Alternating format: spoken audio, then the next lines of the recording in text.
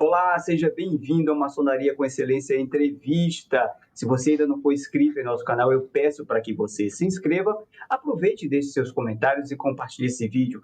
Vai nos ajudar bastante a produzir conteúdo de qualidade e entregar o máximo de pessoas possíveis.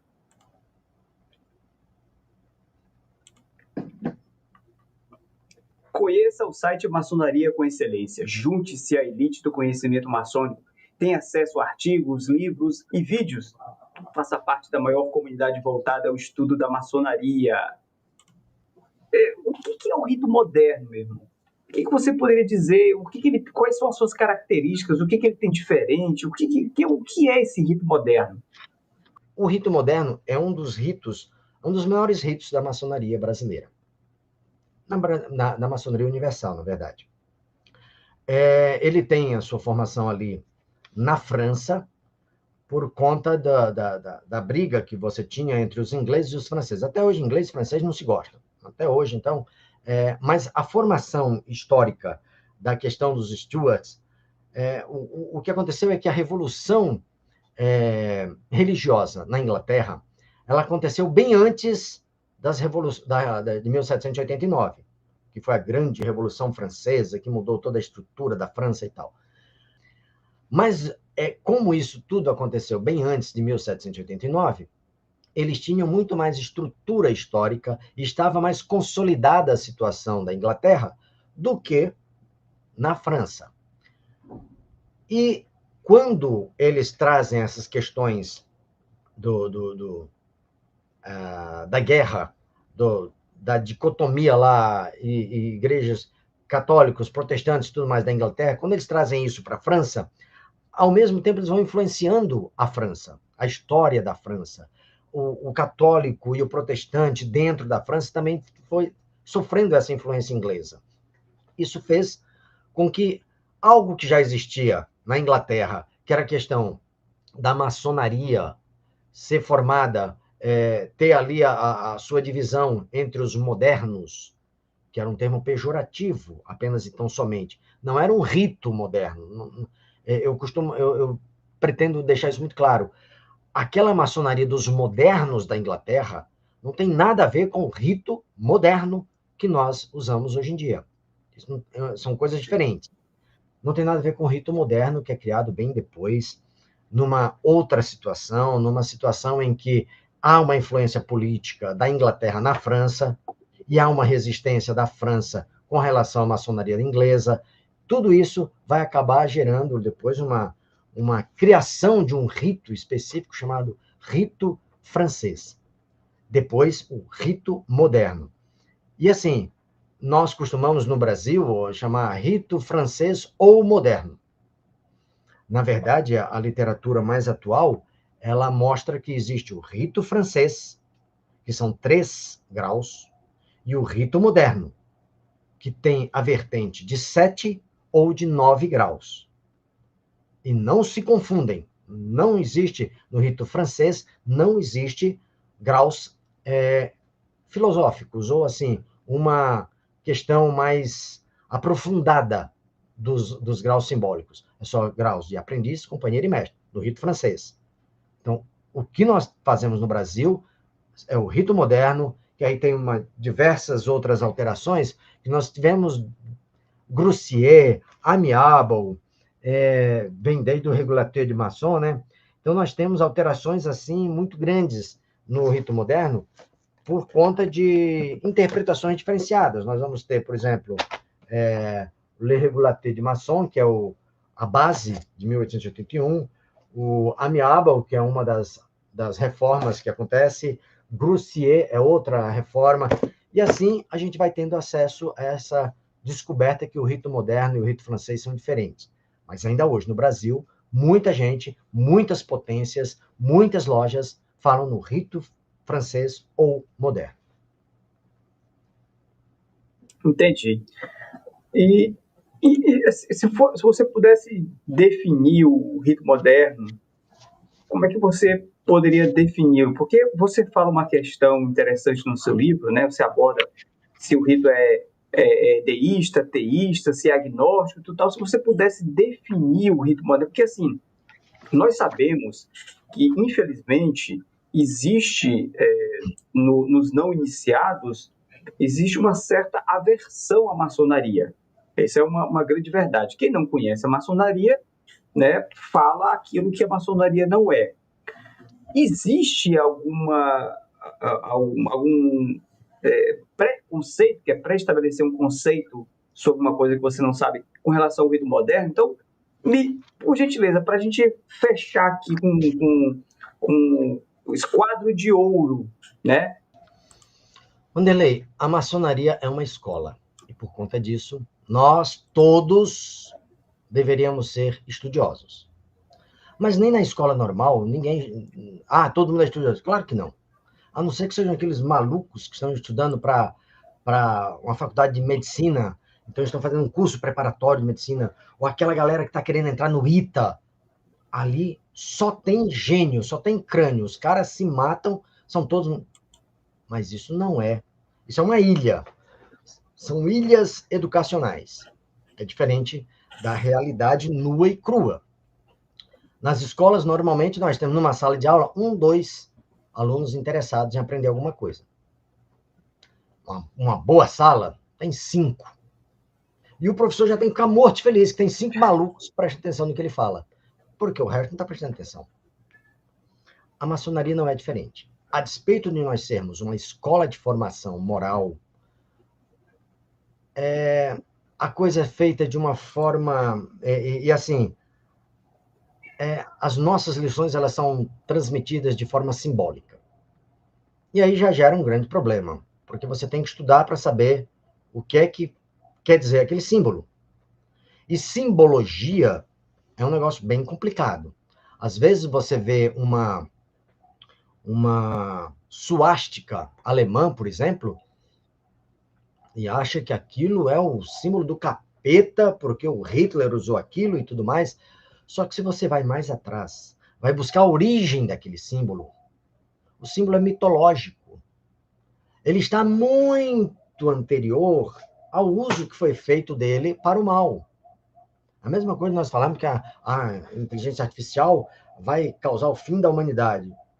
Vai. Se a humanidade usar a inteligência artificial para acabar com a humanidade, claro que vai, com toda certeza, isso não tenha dúvida. Então, assim, a despeito de ser uma escola de formação, nós temos muitos que não estão interessados em estudar. Por isso, o título do livro é esse. Mas, se nós gostássemos de estudar, nós iríamos entender, primeiro, na maçonaria, nós teríamos que entender que o rito moderno, ele tem alcunha, a nódoa moral, o pecado de ser ateu. O rito moderno é ateu. E aí ele já bateria de frente com aquela expressão de que na maçonaria, para você entrar na maçonaria, você tem que crer em Deus. Peraí, mas o ateu não crê em Deus. Como é que o rito moderno pode ser ateu? Mas quem falou que o rito moderno é ateu? Já começa por aí. Por quê? Porque eu não sei o que é ser ateu. Então, se eu não sei o que é ser ateu, não, sabe? Eu sei que no rito moderno eles não usam a Bíblia. Então, eles são ateus.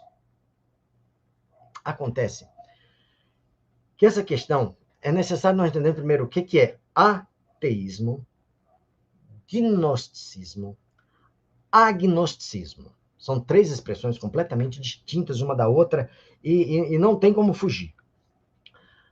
Os filósofos, desde que o mundo é mundo, tentam entender o que é o homem, o que ele está fazendo aqui e quem criou esse negócio aqui que a gente chama de Terra. E depois que a gente morre, para onde é que a gente vai? Então, são perguntas que estão assim, mexendo com o espírito humano desde que o homem é homem. Desde que nós acabamos com todos os aspectos de homo do planeta e ficaram só o Homo sapiens, que nós discutimos essa questão. Por quê? O ateísmo, a expressão tel quer dizer Deus. Se nós entendemos o ismo como a ciência que estuda isso, não vou para a logia, não estou indo para o radical da palavra, não é essa a questão. Mas se você pensa em cristianismo, é um movimento cristão. Ateísmo é um movimento, aí você tem que saber o que é ateu. Teu vem de tel, de Deus. O a não quer dizer que não existe Deus. Perdoe-me. Não quer dizer que você está negando Deus. Você está negando a existência de Deus. É o não. É uma expressão que quer dizer não Deus. Então, ateísmo é o não Deus. Deus não existe. Pura e simplesmente. O ateu é aquele cara que não acredita em Deus. Beleza. Todos os filósofos da humanidade, e inclusive os grandes doutores da lei, sempre questionaram, sempre tiveram uma questão muito grande de entender o que era o absoluto, o Criador. E seja lá que nome que se dê. Deus, princípio criador, energia cósmica, qualquer coisa, não interessa. Mas a explicação daquilo que nos criou, daquilo que criou o ser humano, todos os filósofos sempre questionaram isso. Pô, o que é isso exatamente? A narração de Fédon, escrita por Platão, sobre a morte de Sócrates, não a morte, né, claro, mas assim, sobre os momentos finais de Sócrates, é muito interessante. Porque ele descreve a situação ali de como estavam os discípulos de Platão, perdoe-me, de Sócrates, junto com algumas mulheres que também estavam lá, e isso me lembra muito a Cristo na cruz, me lembra muito isso, é muito interessante essa similitude, e o Sócrates, bebendo a cicuta. A questão ali do Fédon, que é um dos diálogos maravilhosos de Platão, é que ele fala o seguinte, ele chega à concepção onde Sócrates, para começar, ele fica bravo pra caramba com a esposa dele. Quem não sabe, Sócrates era casado e tudo. E ele vira para a esposa e diz, qual é a sua? Tá chorando por quê? Tá maluca? Eu tô num dos momentos mais felizes da minha vida e você vem e chora? Não, é para você ficar contente. E vocês também. Estão chorando por quê? Estão malucos? Cara, eu estou saindo daqui, eu estou largando esse fardo que é o meu corpo físico e estou indo para um espaço muito mais legal, onde eu não vou ter o peso disso aqui, onde eu não vou estar preso a um corpo físico e a minha mente vai poder trabalhar com a sua máxima potência. Isso é legal demais. Caramba, eu estou pronto para isso. Vamos, dá a cicuta aí para mim, dá a cicuta. Vamos tomar esse negócio. E nós não temos exatamente essa noção. Sócrates ali está nos ensinando o seguinte, olha, tem algo além dessa minha vida aqui. E eu estou pronto para isso. O problema é que o ser humano não está pronto para isso. Nós não, no dia a dia, nós não estamos prontos para morrer. Todo mundo morre de medo da morte. É uma coisa impressionante. Putz, mas e se eu morrer hoje? Sim, meu amigo, e daí se você morrer hoje? Você não vai viver para sempre. Tenha consciência disso.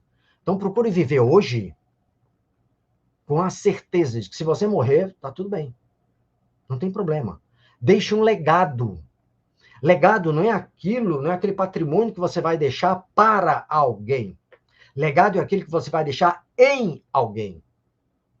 Isso faz a diferença. Sócrates tinha plena certeza disso. Então, quando você pega a expressão ateu, quer dizer, não Deus, não existe Deus. Não existe Deus, não existe nada depois. Eu volto a essa questão, mas deixa eu te dar uma observação do Blaise Pascal. Blaise Pascal foi um dos estudiosos com relação à existência ou não de Deus, enquanto nós estamos falando de ateísmo, e Blaise Pascal foi muito matemático, ele era matemático, filósofo, matemático, e ele foi muito claro, disse assim, galera, é o seguinte, Deus existe. Disse assim, como assim? Eu acredito. Como assim? Como é que você, um matemático, um cara lógico, não vai acreditar em Deus? Assim, sabe o que acontece? A questão é a seguinte, Deus existe ou não? Você tem 50% de chance dele existir 50% de chance dele não existir. Você concorda, Manderley? Ou Deus existe ou Deus não existe. Não tem mais, não tem outra coisa a fazer. Ou sim ou não, acabou. Beleza. Aí ele faz, como todo matemático, né? Óbvio, ele faz um quadrante. Ele fala o seguinte, ó, galera, daqui para cá, vamos entender que Deus não existe. Aí você tem, Deus não existe. Você tem 50% de chance, é só 50%, aqui você tem 25% de chance. Deus não existe e você nunca acreditou em Deus. Aí você morre. Não mudou nada. Simplesmente você morreu e acabou a história. Beleza. Tá tudo bem. Você já não acreditava mesmo que Deus não existe? Beleza. Mas você está agora nos outros 25%. Deus existe. E você não acredita em Deus, hein? Aí, beleza. Vamos deixar esses 25% aí. Vamos para o outro. Você acredita, você está naquele outro 50%, que você acredita que Deus existe. Aí você morre e Deus existe. Você está morto de feliz. Aconteceu o que você esperava. Assim como aconteceu que o cara que não acredita em Deus, também aconteceu o que ele esperava. Ele não acreditava em Deus, morreu, Deus não existia. O outro aqui acredita que Deus existe, ele morre e Deus existe. Deus está lá esperando por ele, tocando cítara e tal, não sei o quê. Beleza, show de bola. Já matamos 50% aí das duas opções. Vamos voltar para mais duas opções, que é aquele cara que acredita que Deus existe, só que Deus não existe. Ele passou a vida inteira sendo bom, acreditando que quando ele morresse, ele iria para o céu, ia ter o paraíso e tudo mais. Então ele morre acreditando nisso, e quando chega do outro lado, Deus não existe. Não tem mais o que fazer. Porque não tinha como provar para ele que Deus existia ou não. Ele foi bom durante a vida inteira e morreu acreditando que Deus existia. Chegou lá, Deus não existe, não mudou nada. Acabou. Não muda nada.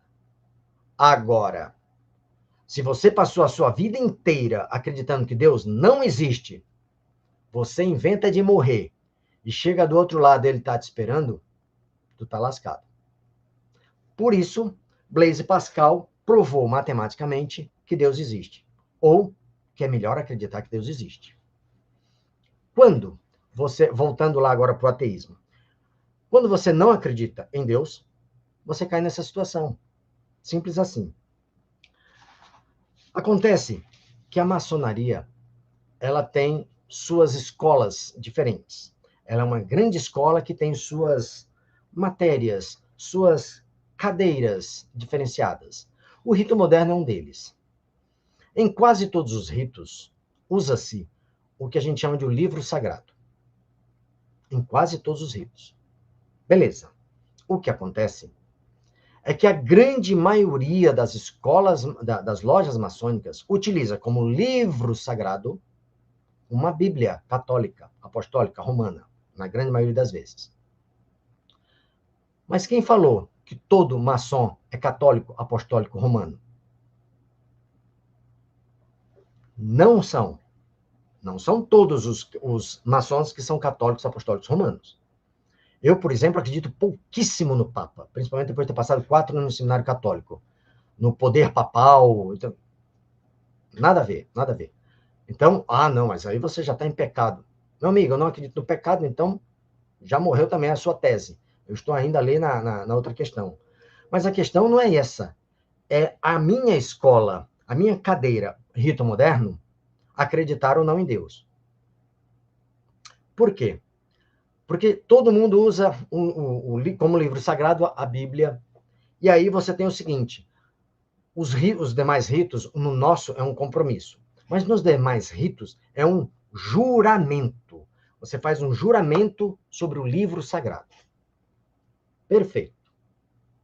Se eu sou católico, apostólico, romano e faço o meu juramento em cima de uma Bíblia católica, apostólica, romana, eu estou referendando que toda a literatura deste livro pertence ao meu coração. Eu juro sobre isso aqui porque eu acredito nesse livro.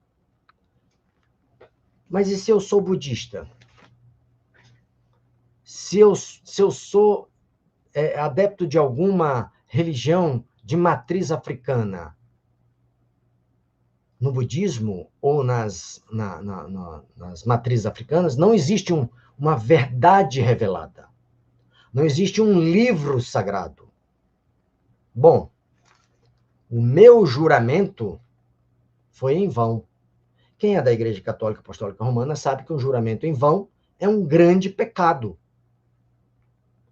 Mas para aquele cara que jurou e acredita na Igreja Católica Apostólica Romana, isso aqui é sagrado.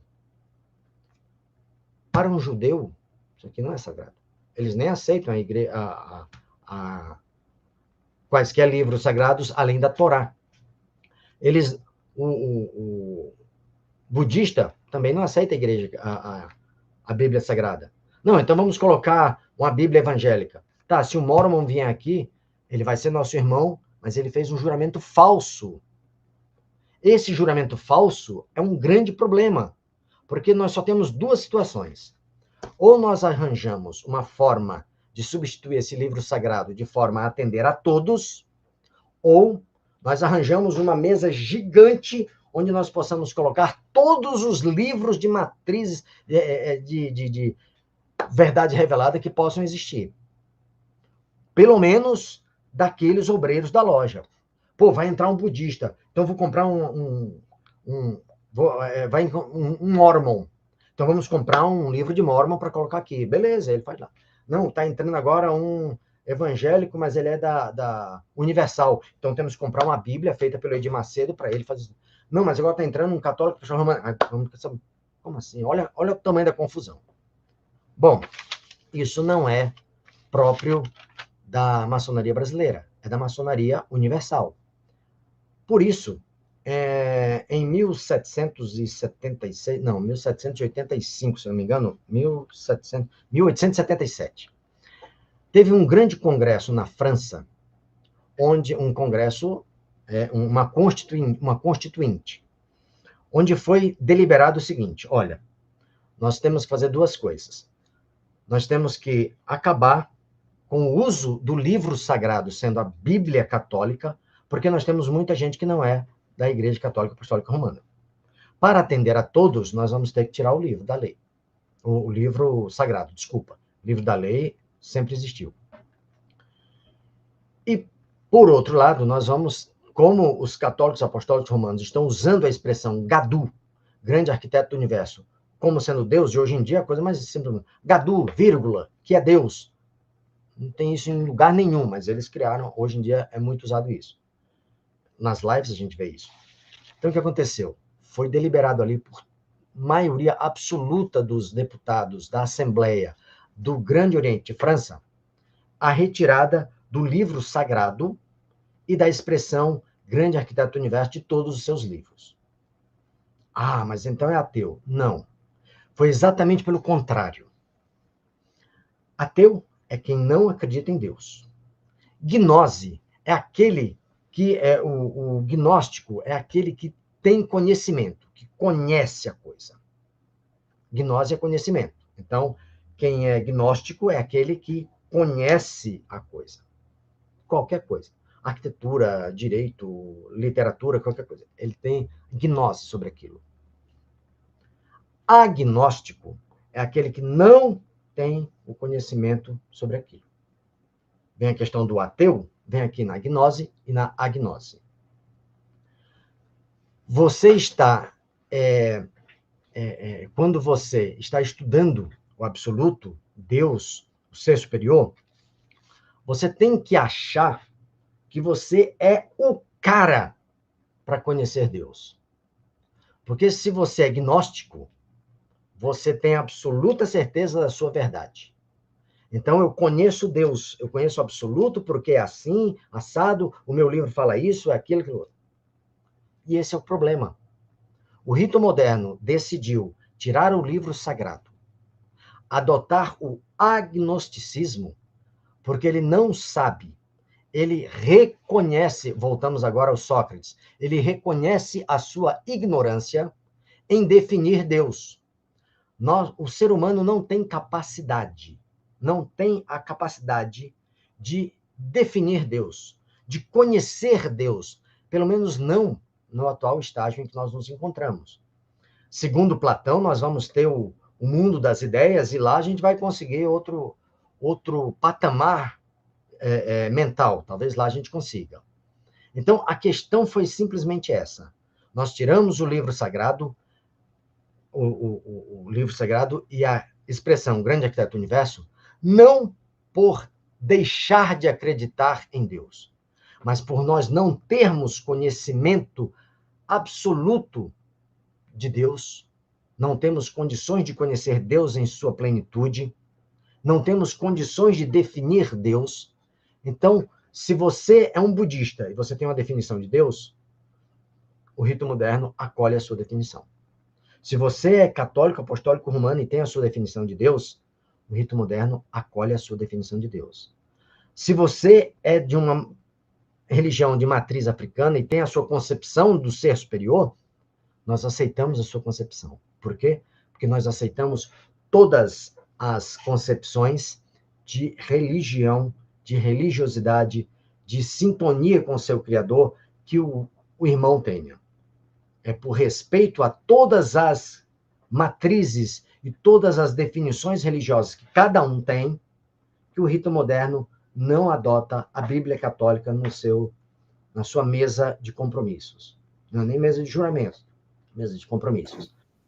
Por conta dessa retirada, e que, diga-se de passagem, a Bélgica já tinha retirado quase 16 anos antes, só que a Inglaterra nunca falou nada, nunca questionou e tudo mais.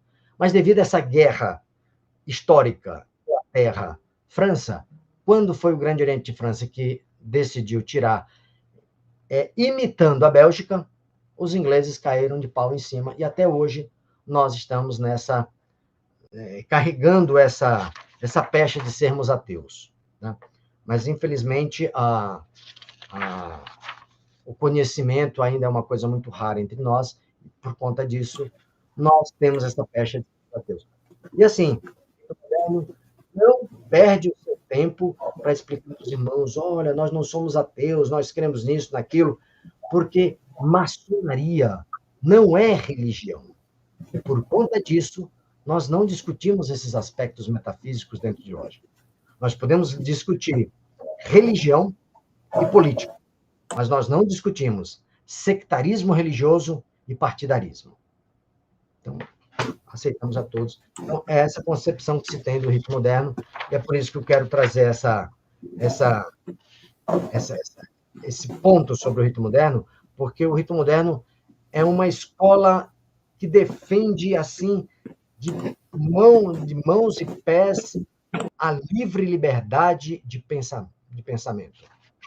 Existe uma frase que é atribuída a Voltaire, mas não é dele, é da Emily, de uma biógrafa dele, de alguns anos depois.